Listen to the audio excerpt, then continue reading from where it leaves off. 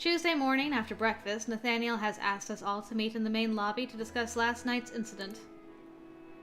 I'm not sure Bradley knows what happened at all, but the other two look worried. The house is still standing, so it can't be too serious. Right now, we're just waiting for Linds and Rafael. The grand lobby, so impressive when I first saw it days ago. Now in this room, I can't help thinking about the force field that forms the bars of my prison. It's hardly there at all. There's a distortion, but you can see through it. But despite that, it's completely impassable. That could be a kind of psychological torture. If there were something you wanted more than anything else in the world, separated from you by nothing more than a soap screen bubble, but you couldn't quite grasp it. There's no one thing that I would want so badly. There's only everything. Freedom, my future, my opportunities, my choices. My whole life is waiting out there for me to get back to it. Funny how everything looks a lot like nothing. Aha, they're here. Now maybe we'll get some answers. As most of you know, there was some difficulty with the power systems last night. The secondary generators compensated and there was no data loss. However, it's clear that the power demands are slightly higher than anticipated. It is important that we minimize consumption in order to prevent an overload. Therefore, we must disable the air conditioning and water heater. How does this affect the force fields? It doesn't. Yet. Please, don't get upset. Should I be upset? He stares at me. Janet, why aren't you saying anything? What's going on? Does she know? Know what? No, I don't know. I'm waiting for someone to tell me if you'd quit interrupting. So get on with it. What's the big secret? Spoil my sense of showmanship, will you? Please. Very well. Suffice it to say that for the past few days, I have been carrying out experimental medical practices on a critically ill patient. What patient? Come with us to the basement, and you will understand. And if you touch anything... They will suffer quite inventive consequences. I'm sure they understand that. Give Bradley and Janet some credit. It is important that we all remain calm. Everyone looks at Bradley, even me. There's nothing I can do now anyway. So if you want to tell us what's going on, be my guest. Then follow me. Together we descend the stairs into the basement. I'm less frightened than I was the last time I was here, but still, I don't know what to expect. What have they been hiding from us all the time, and why now are they willing to show us? I'm curious what her reaction will be now that she's seen Bianca before this point. It is us that they're showing, Bradley and me. Whatever is down here, everybody else already knew about it. Down and around and around and down. What is this? Inside the cavernous, unfinished space of Nathaniel's basement, someone has built a medical laboratory. There are computers and equipment, some that I recognize, some that I don't. And one patient, surrounded by tubes and wires, unmoving. This is what I saw in my dream. We all hang back at the edge of the room, staring. Who is she? My sister. She's in a coma? Not exactly. Is she alive? At the moment, she is neither alive nor dead, but in a state where she might potentially become either. A situation which will be altered when the procedure is complete. And that's the experiment that's been counting down. This thing you're doing, it finishes tomorrow. That is correct. She looks like a sleeping princess in a fairy tale. The prisoner of a witch's curse, trapped between life and death. What happens then? Her spirit comes back or is lost forever. Which is why it is imperative that the procedure is not interrupted. If the odds are only 50-50 at best. You've seen what you needed to see. Now get out of here. I don't want you hovering over her. Can she hear us? No, she is not there now. I just wanted to wish her well. Bianca will not remember, but we will. Let us go. Quietly, we file out of the experimental chamber, up the stairs, and back to the mansion proper. Nathaniel leads us to the sitting room and gestures for everyone to make themselves comfortable on the chairs and sofas. He remains standing, his fingertips lingering over the curves of the candlesticks atop the fireplace. The sunlight through the windows should be a pleasant relief from the unnatural environment of the laboratory below. But even here, if you look closely enough, you can see the patterns of the force field crawling across the glass. Why the force fields, then? Is that part of your experiment? I am not entirely certain how they came about. There does seem to be some sort of feedback problem leaking into the electrical system. It was not intentional. But we can't shut down and debug it at the moment. No, of course not. You could have told us from the beginning. What possible reason would there have been to trust you? Why would we have wanted to hurt your sister? I don't know about your universe, but here, this sort of experiment happens to be illegal. Not to mention potentially lucrative if information came to the right hands. You thought we were spies? Your arrival did seem rather coincidentally timed. I shake my head. I don't know how things work here. I don't know what you're doing or how dangerous it is. But as long as you haven't made false promises and everyone knows the risks, we do. I spread my hands and shrug awkwardly. I hope it works out for you. If force fields can spring up like magic in this world, then maybe some electrical process can bring someone back from a vegetative state. I just don't know. Now that you know, you understand why it's important to control our power usage, and why we may all be rather distracted for the next 30 hours or so. Yes, of course. And with that, the gathering dissolves. As I'm about to leave, a set of soft fingers takes hold of my hand. Rafael pulls me along to the grand lobby, keeping us out of everyone's way. He looks back and forth, biting his lip, and speaks. I'm sorry I couldn't tell you the truth before. Albin and Nathaniel have been so worried. I knew you were good, but I promised them, and Linds said... It's okay. You had to protect Bianca. I understand.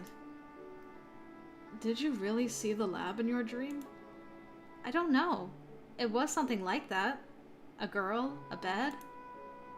But details are always so fuzzy when you're dreaming. Now that I've seen her, that's what I'm going to remember. It's just a coincidence. You told me about being ill, so I dreamed about someone ill. What else could it be? It could be a vision. A sign of something. I don't know what. I really doubt it. Because you don't believe in God. Religion again?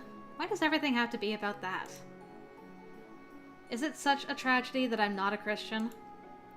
No, but you said you weren't religious at all. Well, I'm not. I don't want to be rude or make you upset, but I feel like it's important. I think I'm being called to you for some purpose. I'd like to know why you don't believe. Is Janet willing to have a conversation about religion? Whew, well, there's a loaded Yes, apparently. I mean, we got it. It's important to Rafael, so yes.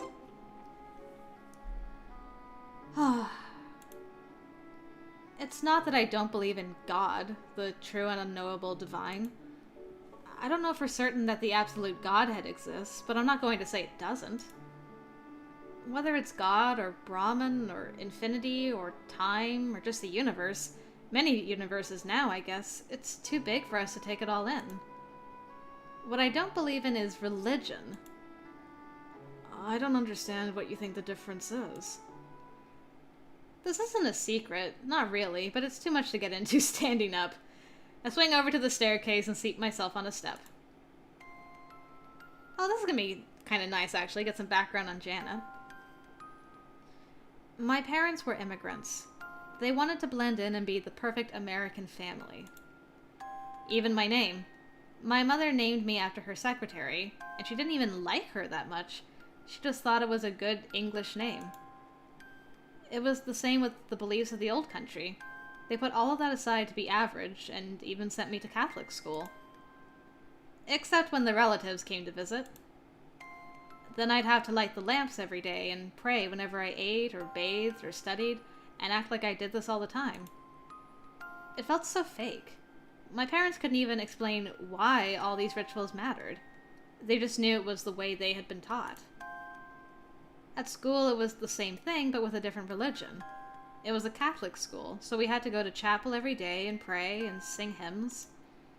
The right way to kneel, the right way to drink the wine, the right way to show that you don't want to drink the wine, the right cassocks and codas.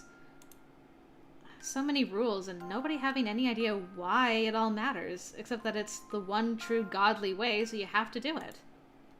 But it isn't. It can't be. It's just toys and costumes. It's fake. Taboos and superstitions and politics and ways to make people fear their leaders and hate each other. That's what religion is. If there is a divine presence, why would it care if the church used dark purple candles in December or bright blue ones? For no reason that I can see, Rafael smiles. I was right. You do care. Huh? In my church, we know that there are many paths to God. I think you just haven't found a way to praise God that's right for you. The rituals don't matter for themselves. What matters is how they make you think and feel, to remind you of what's important. When we pray, it's not the exact words that matter to God, it's the fact that we're praying.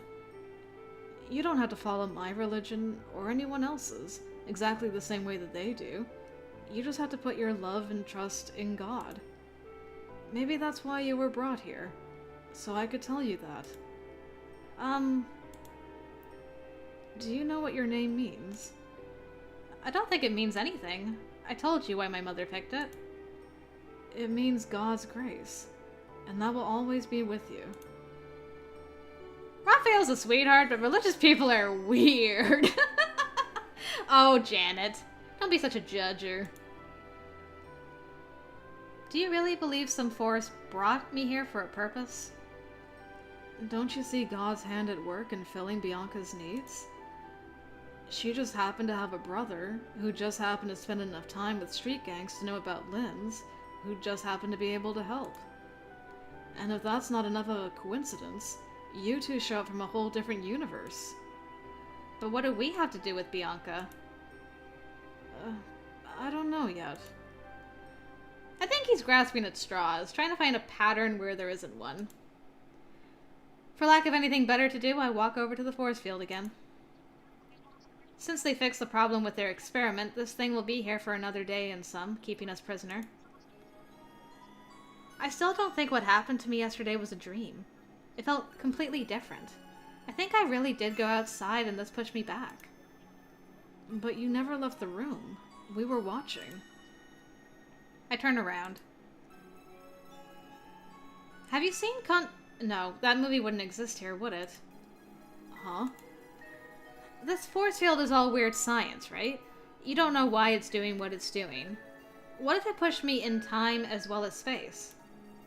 If it pushed me back to the same instant I left, then to you it would look like I never went anywhere. I suppose that's possible.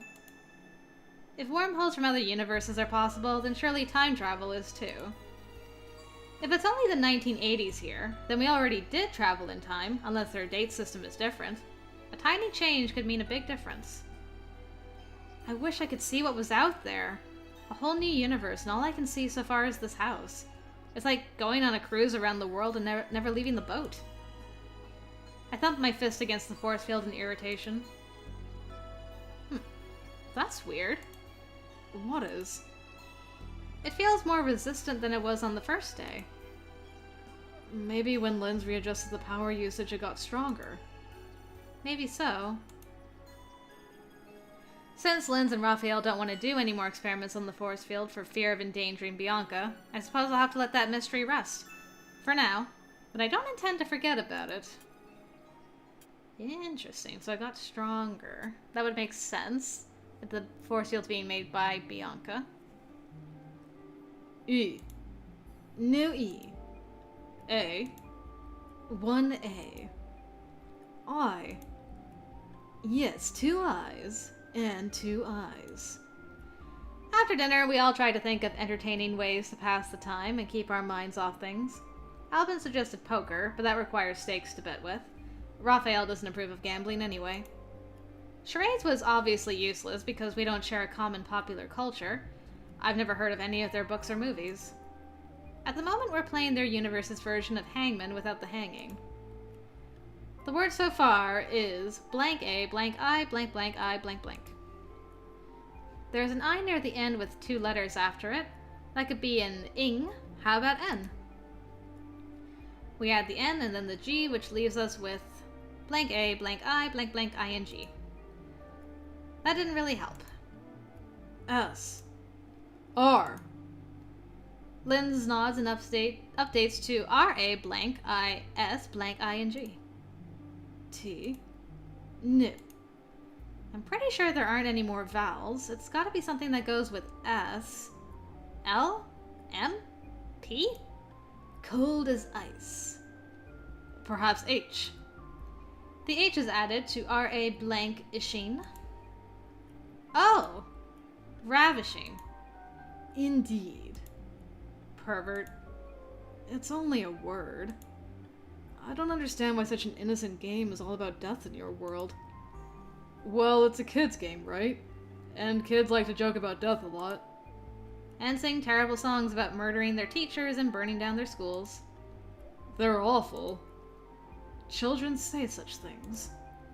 Never underestimate the viciousness of a small child. Never let them out of your sight. Not all children are vicious. But yes, they do tell horrible jokes at school. And play nasty pranks. Like what? Tax on seats. Debagging. Kick me signs. Tying people's feet together. Poison. Poison? Generally without success, but they do try. Nathaniel shakes his head. Even girls do these things. If they don't like you. Or sometimes even if they do, if they think it's funny. Young people don't understand the damage that they can do. They're used to broken things getting fixed. They don't see the harm. Or they just don't care. Plenty of kids don't care about anything but themselves. Most of them grow out of it as they grow up. Once you've lost something, once you have something to regret and know the pain, you think harder about the pain you cause to others. Or you learn to live without regret. Another game, anyone? Still got 20 hours. It's late. I should be getting to bed shortly. I just can't relax. There's less than 24 hours to go before Linds' experiment, however it works, is complete. If Rafael's story is true, Linds has gone beyond the bounds of normal medicine before and everything worked out fine. But then Rafael was sick, not near brain dead in a coma. Nathaniel and Albin are worried. Bradley's walking on eggshells. Even Linds doesn't seem certain that he'll succeed. And Rafael takes it all on faith that this is part of some grand design. Why am I here? What should I do with my life? Those are pretty big questions, and God is way too simple an answer. Of course, Rafael is very young, and he's had a deprived childhood without a good education. There's no higher purpose to my being here. What possible purpose could I serve? Oh. Man, you scared me with that heart thump. Janet! Rafael runs up to me and grabs hold of my hands. Please, come. I need your help. What is it? What's wrong? It's Linds. He fell. His hand on my arm is warm and damp as he guides me along. He took something more than alcohol, and he was wandering around and he fell down the stairs to the basement. I can't tell if he's alright, and I don't know if it's safe for him to move, and you're the closest thing we have to a doctor otherwise. Well, Linds, that was pretty stupid right before, your big experiment comes to a conclusion. I don't know what's happened, but it doesn't sound good. He could have broken bones or be unconscious or worse. Nice angle. To my relief, I see Linds sitting on the landing, leaning against the wall.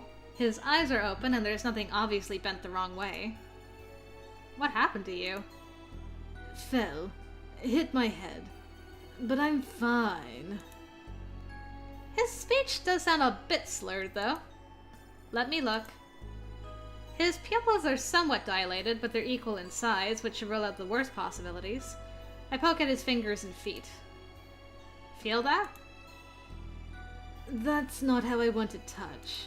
But can you feel it? Yes. How many fingers am I holding up? 2. Who's the president? President of what? Oh, right. Who's the Prime Minister of Atlanta? Ferraro. Did you black out at all when you fell? Maybe just a second, but I'm fine. Is he okay? I think he's just drunk. Or high. Or whatever.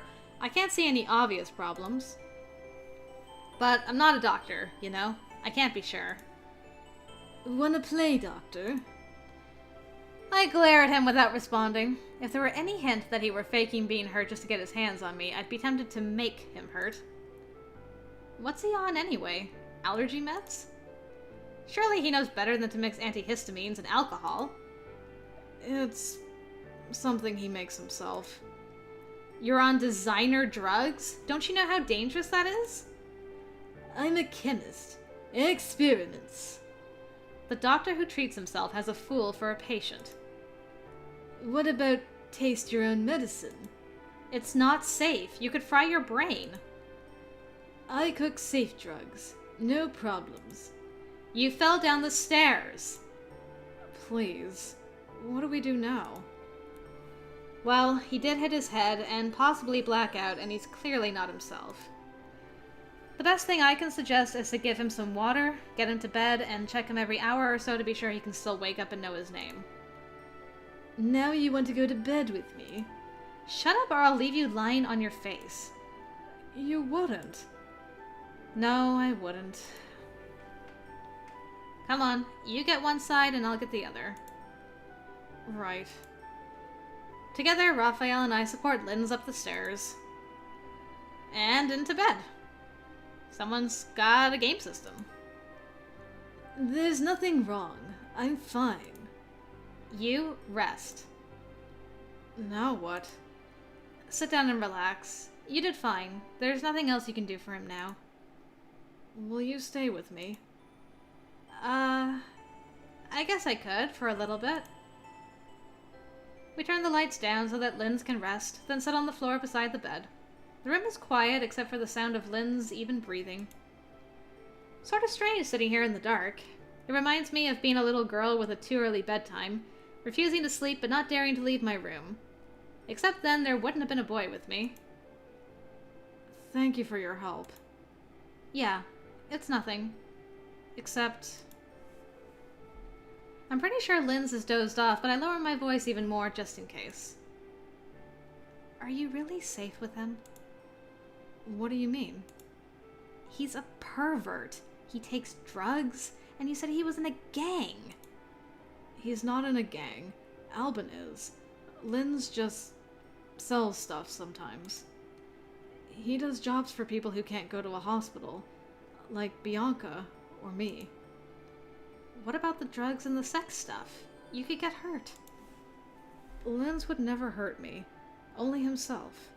Not on purpose, but... Linds has never had a real home to feel safe in. When he was young, it was just him and his mother, and she was... sick. He helps kids on the street because he knows what it's like to be one. His mom died when he was about my age, and he was completely alone. He had to do a lot of things to survive, and he couldn't waste time being scared. He put himself through school because he was smart and tough, and took whatever chances he could find. Now he's a great scientist. But he never sticks with the safe option. He takes too many risky jobs and too many dates with strangers. He does things like tonight. He's never really learned to trust anyone, or rely on anyone. Not even me. And I've tried. Hey, it's not your fault. You can't force him to change. I just want him to know he's not alone. I'm sure he does. He's lived with you for years, right? Maybe he doesn't show it, but there's no way he can spend years in the company of someone as sweet as you and not appreciate it. He picks at the carpet for a moment, saying nothing. So, have you decided what you're going to do after this? I guess I'll probably go to school like Nathaniel said. As long as that's still okay with him. Great. What are you going to study? I don't know. Well, what do you want to be? I just want to help people. Forget that part for a second. It's not important. What?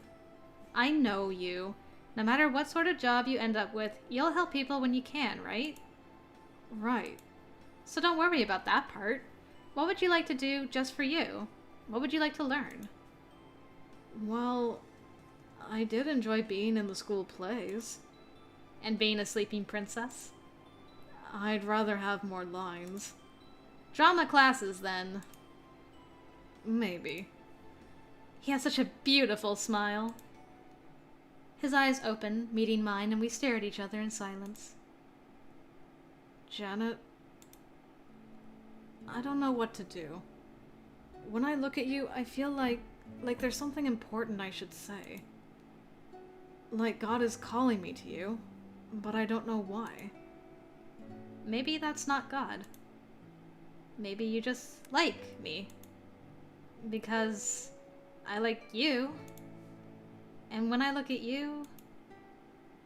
Ah! Look at that! So cute! Cautiously, I lean closer, brushing away the shaggy blonde hair that falls over his cheeks. I want to do this. With a last-minute flutter of nervousness, I run my tongue over my lips to wet them and then press them to his. Are we gonna get like an actual lip-on-lip thing one of these days? So soft! Ah! For a moment, he's frozen, and then I can feel him relax under my touch. I don't really know how this works. I don't think he does either. It doesn't matter. I just want to be close to him.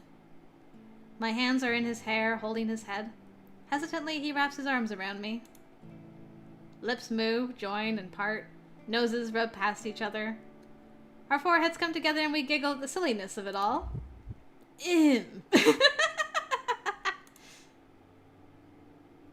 Why did we undress you? Who undressed you and then wrapped the sheet around you? If you two would rather be alone. Linds! He nearly falls in his haste to get clear of me and stand. Are you alright? Well enough to move to a different bed if you're in need of this one. Of course not. It's late. I should probably get to bed. Without waiting for an answer, I slip out into the hallway. I can't believe I did that. I can't believe Linds was watching. Was I moving too fast? Was I taking advantage? Rafael is so innocent. But he felt so warm. It's probably best that we have some space now. We can talk about it in the morning.